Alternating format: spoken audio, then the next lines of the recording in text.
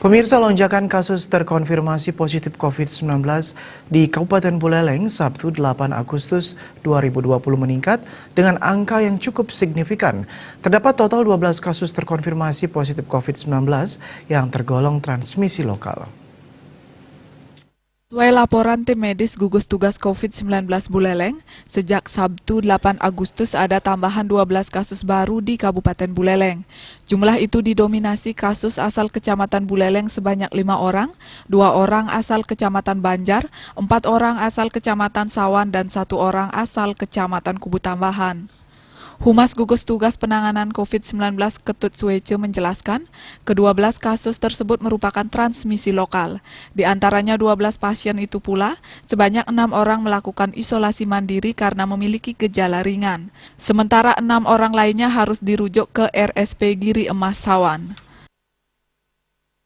Satu konfirmasi baru sebanyak 12 orang, yaitu 1 Kecamatan Banjar sebanyak 2 orang, 2 Kecamatan Sawan sebanyak 4 orang, 3 Kecamatan Kubu Tambahan sebanyak 1 orang, dan 4 Kecamatan Buleleng sebanyak 5 orang.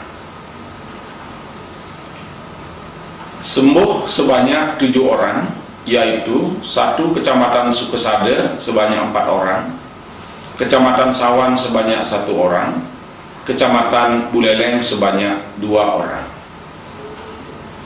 Kasus konfirmasi yang dirawat di Rumah Sakit Giri Emas sejumlah 18 orang, sedangkan yang isolasi mandiri sebanyak 18 orang. Terkait itu, keseluruhan jumlah kumulatif kasus terkonfirmasi positif COVID-19 hingga 8 Agustus 176 orang, sementara pasien yang telah sembuh sebanyak 139 orang dan pasien yang masih dirawat sebanyak 36 orang.